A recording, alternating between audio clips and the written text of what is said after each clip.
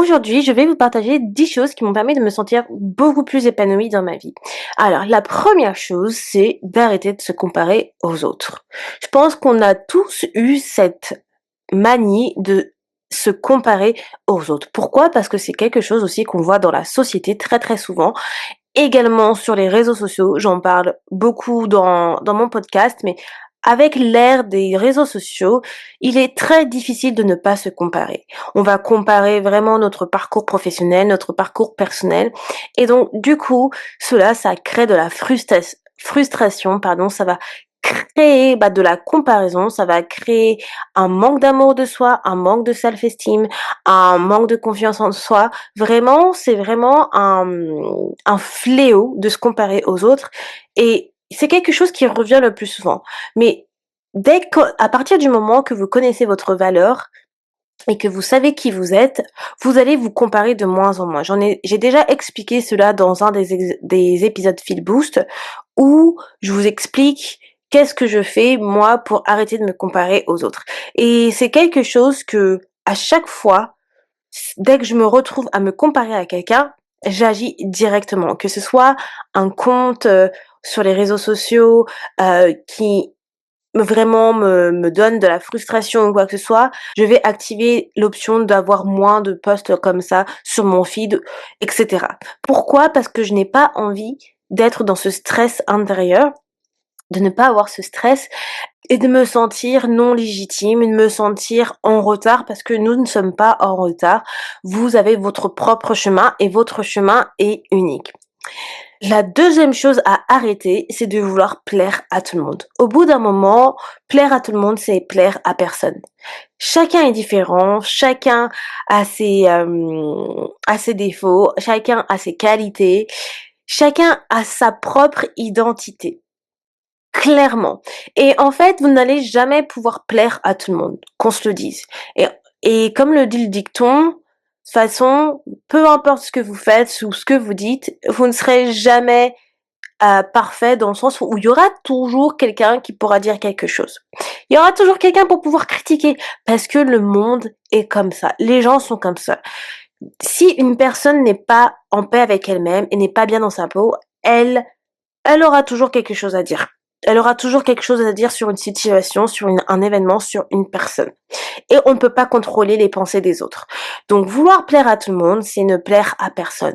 Et en fait, le prix de tout ça, c'est vraiment de se dire votre paix intérieure. Clairement, occupez-vous de vous plaire à vous-même dans un premier temps, avant de vouloir plaire à tout le monde. Et plaire à tout le monde, comme je disais, ça ne sert à rien. La troisième chose à arrêter, c'est de faire passer tout le monde avant vous-même. Vous existez également et c'est pourquoi je mets toujours, l'accent sur se prioriser et que se prioriser, ce n'est pas égoïste, clairement. C'est pas facile à dire, je sais que c'est très dur et je pense qu'avec mon parcours personnel, pourquoi j'ai réussi à faire cela, c'est parce que j'ai vécu solo pendant très longtemps et que j'ai pu en fait vraiment, hem mettre de côté tout le bruit extérieur et penser à moi.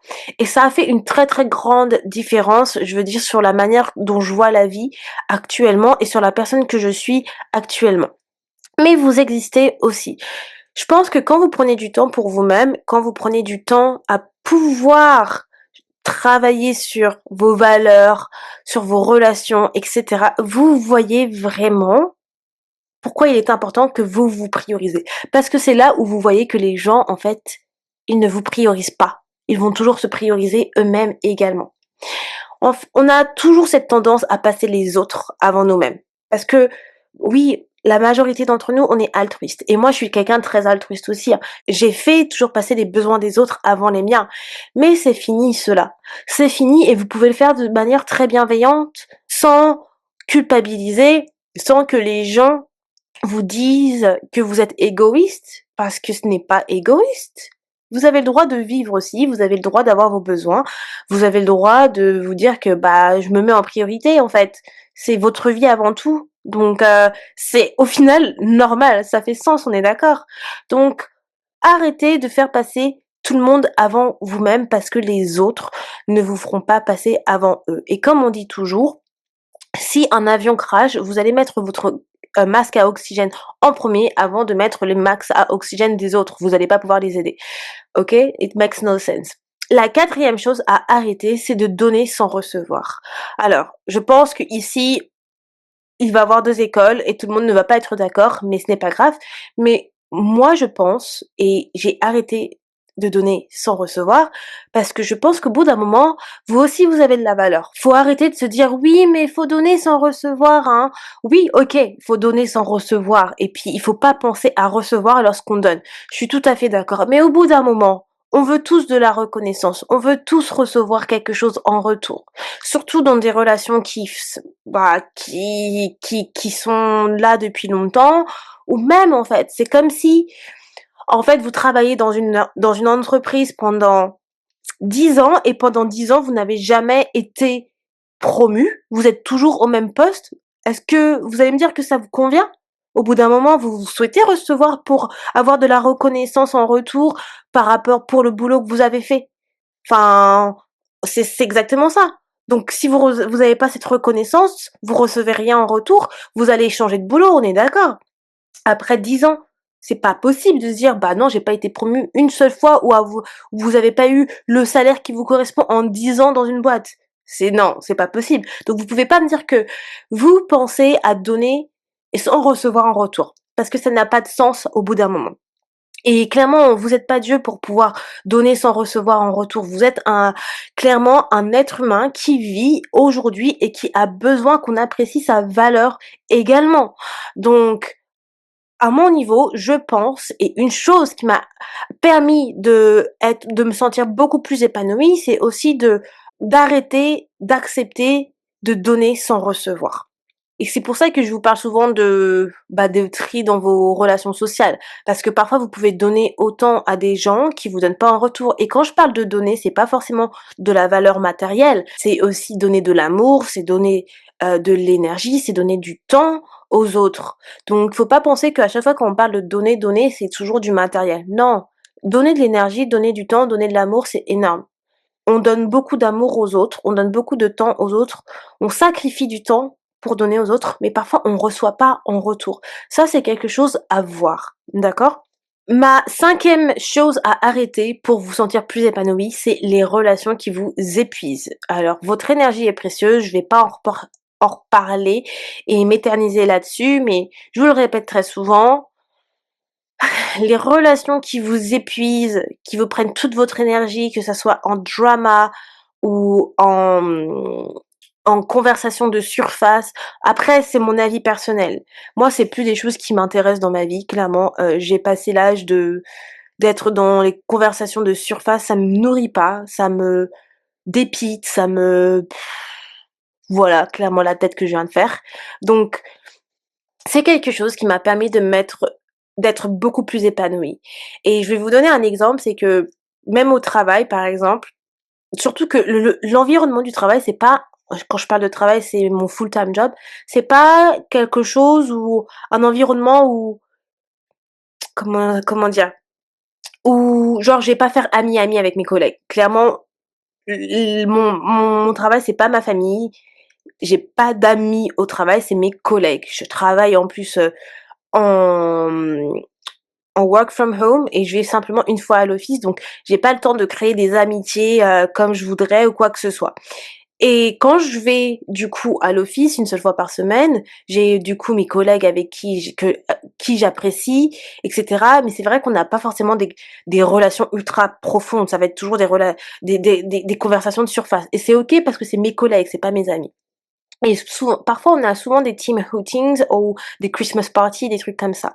Et une fois, je me souviens avec un collègue, c'était à une sortie sociale qu'on avait. Donc vraiment enfin, vous savez quand il loue, une sorte de bar ou quoi que ce soit. Et avec un collègue, on n'est pas du tout dans le même département. Lui, il est dans le département des sales et on a eu une conversation ultra profonde et on ne s'y attendait absolument pas. Absolument pas. On est parti vraiment dans des profondeurs et pourtant c'est un collègue, avec qui j'avais parlé une ou 2 fois et c'est vraiment pas le genre de conversation ou de base j'ai avec des collègues et à la fin de cette conversation, je me suis dit: «Punaise, Elle me dit: «C'est vraiment le genre de conversation que j'adore, en fait». Vous savez qui nourrit votre âme et vous sentez cette différence aussi parce que cette chaleur, en fait, quand vous avez ce genre de conversation, parce que ça vous rapproche des gens. Ça vous rapproche des gens et vous sentez vraiment leur sincérité. Et je dis pas tout le temps qu'il faut toujours avoir des conversations profondes parce que ça peut être heavy ou parfois même si c'est pas forcément heavy, c'est pas forcément lourd, mais mais parfois voilà, on n'est pas tout le temps dans le mood d'avoir des conversations profondes avec les autres. Donc en fait, c'est avoir quand même cet équilibre, entre les 2, mais pas tout le temps que des conversations de surface qui ne vous nourrit pas. C'est ça que je veux dire. Donc du coup, je me suis un peu égarée comme d'habitude, mais voilà, arrêter les relations épuisantes. La 6e chose, à arrêter, c'est de vous justifier sur vos choix. Vous n'avez rien à prouver à personne, encore une fois, ça c'est ce que je vous ai dit dans les 10 vérités déjà, dans l'un des épisodes précédents et vous n'avez pas à justifier vos choix. D'accord? Encore une fois, petite subtilité, si vous êtes mineur, c'est différent. Vous, clairement, vous avez à justifier vos choix à vos parents, OK? Qu'on se le dise. Et aussi si vous êtes marié, c'est pareil aussi. En fait, voilà, il y a quand même des petites subtilités, mais faut dans ce que je veux dire, c'est que, par exemple, si vous dites non pour quelque chose, bah, la plupart du temps, vous n'avez pas à justifier pourquoi vous dites non, quoi. Je pense que souvent, les gens s'attendent à ce qu'on justifie tout ce qu'on fait et toutes les décisions qu'on prend. Mais parfois, il n'y a pas forcément d'explication. Si vous dites non à une sortie, pourquoi vous avez besoin de vous justifier? Vous n'avez pas à justifier. C'est pas comme si que c'était un mariage ou une fête d'engagement, de fiançailles ou quoi que ce soit.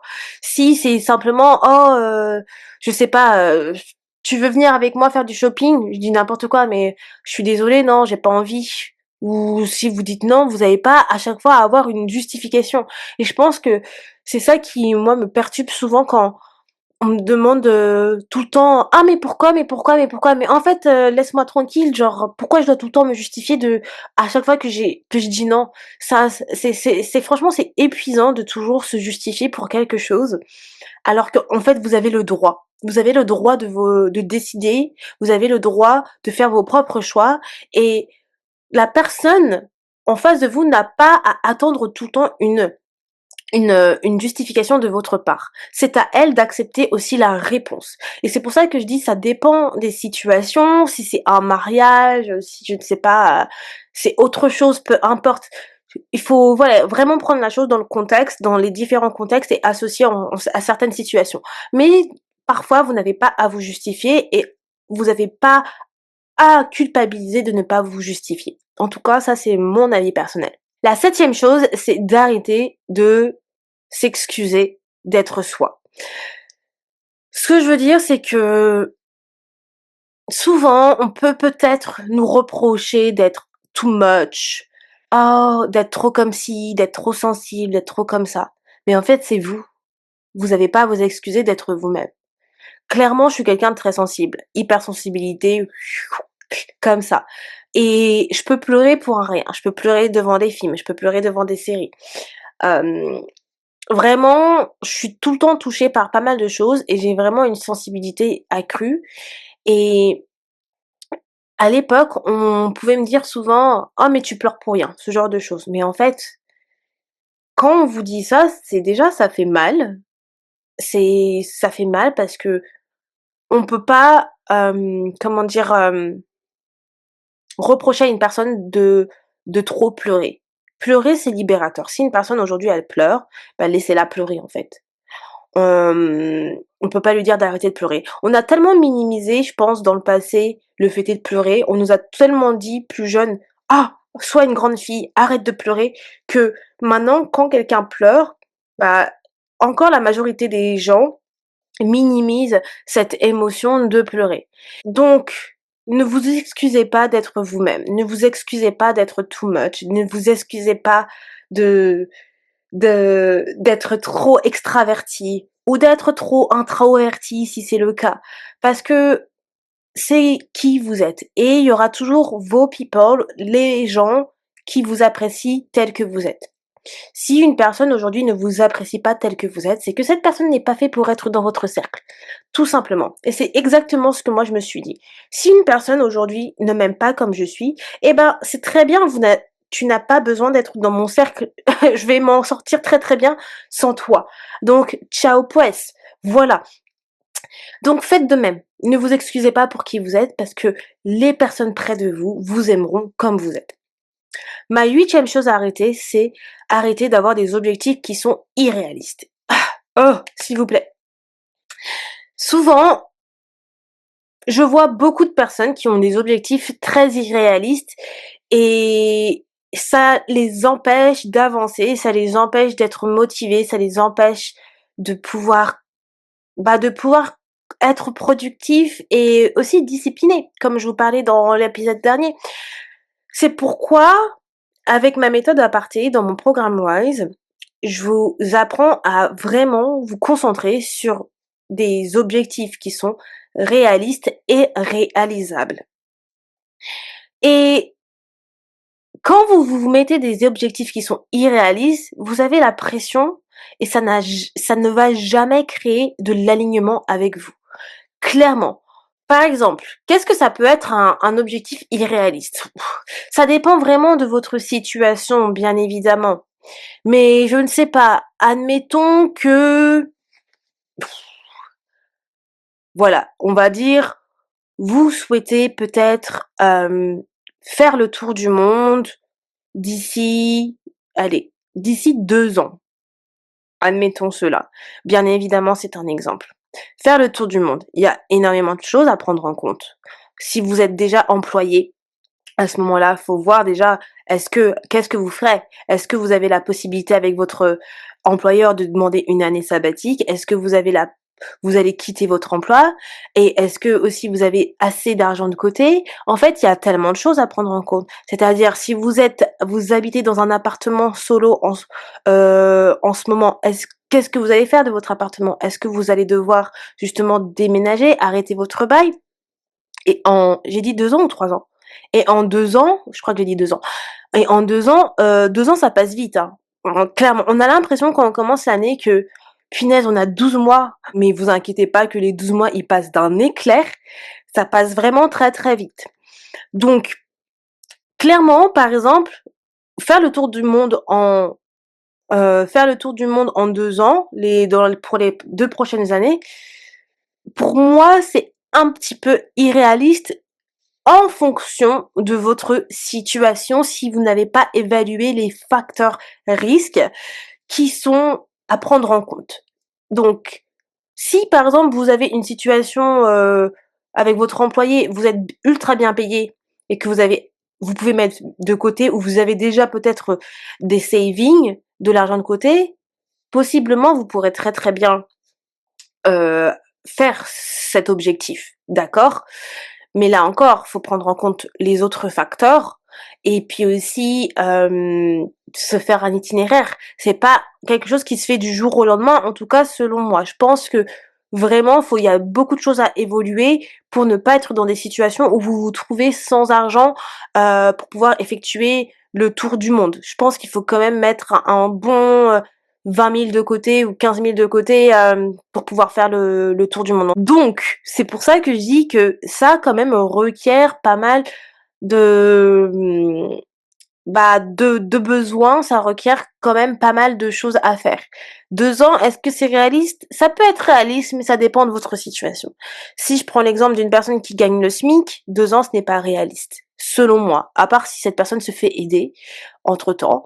Et puis après, oui, il y a tout le côté où on se dit: «Mais je peux manifester». Oui, moi je crois énormément à la manifestation, mais la manifestation ne fonctionne pas sans les actions.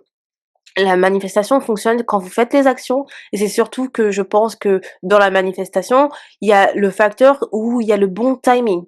Vous recevez au bon moment. Donc clairement, si c'est pas le bon moment, vous n'allez pas réussir à manifester.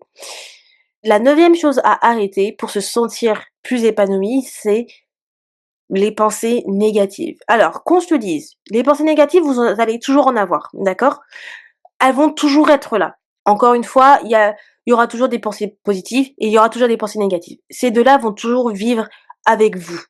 d'accord? Mais ce n'est pas parce que ces pensées négatives vivent avec vous que vous ne pouvez pas, du coup les dévier, d'accord?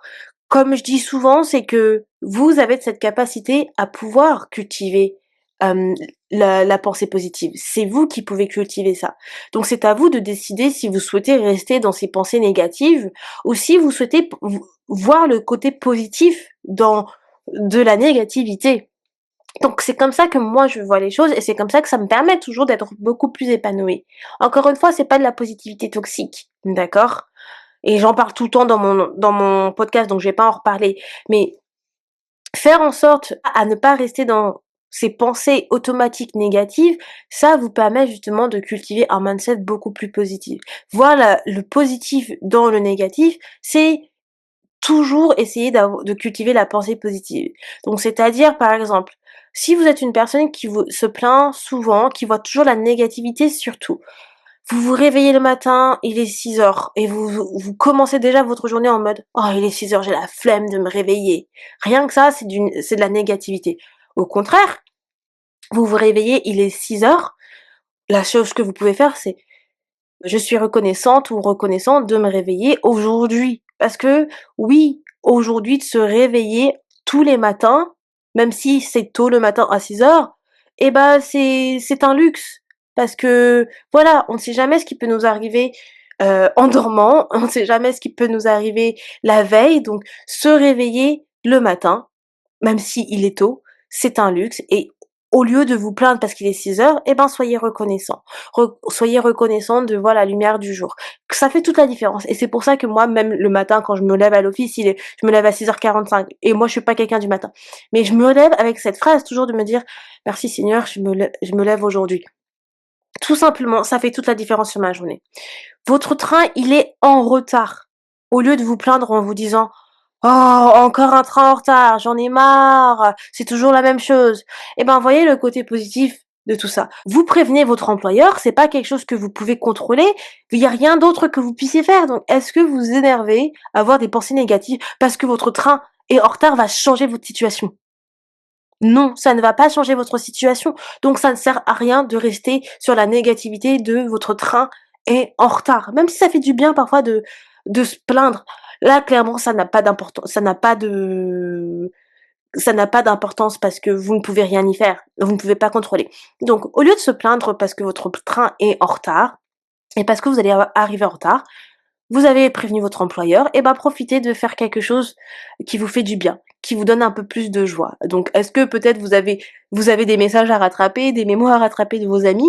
Et ben profitez de ce temps-là, du train qui soit en retard pour pouvoir faire ça. Est-ce que vous avez assez de temps pour regarder une série sur Netflix? Faites-le, regardez une vidéo qui vous met en joie. En fait, profitez de ces petits moments pour toujours voir le bon côté d'une situation. Ça fait vraiment toute la différence. Essayez et vous me direz ce que vous en pensez. Mais en tout cas, moi, c'est comme ça que je le vois. Et la 10e chose à arrêter pour se sentir plus épanoui, c'est d'attendre le bon moment. Le bon moment n'existe pas. Parce que le pouvoir, c'est maintenant.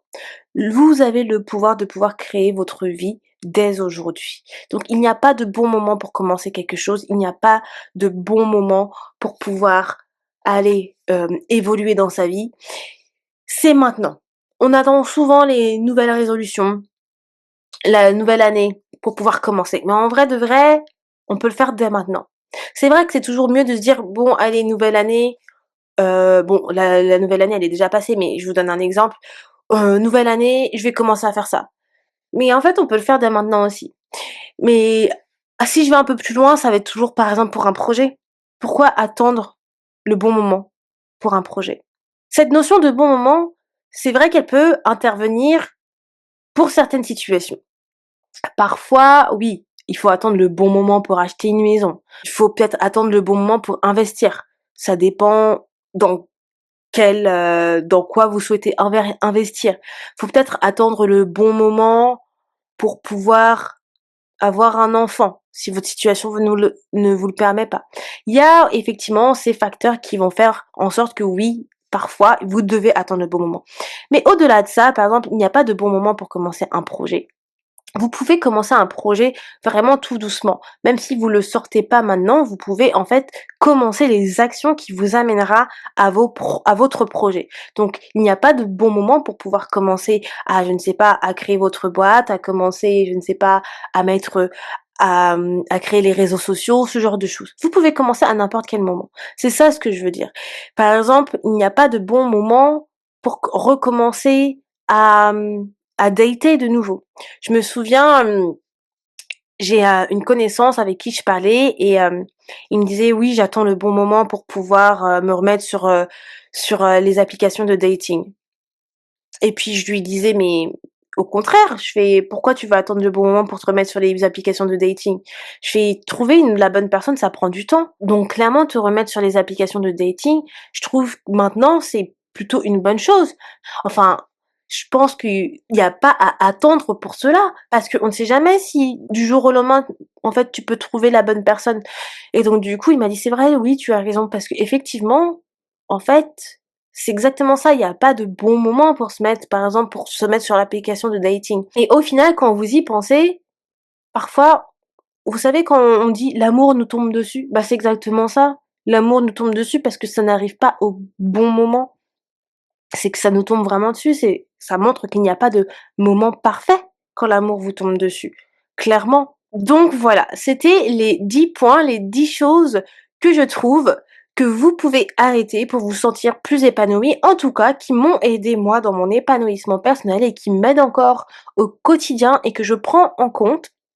Et j'espère que ces 10 points sont des points qui vous ont parlé, que vous allez peut-être implémenter, intégrer dans votre vie. Dites-moi en commentaire si c'est quelque chose qui résonne pour vous. Quel est le point qui résonne le plus pour vous? Et puis moi, je vous dis à demain pour un nouvel épisode de Fil Positive. Ciao tout le monde!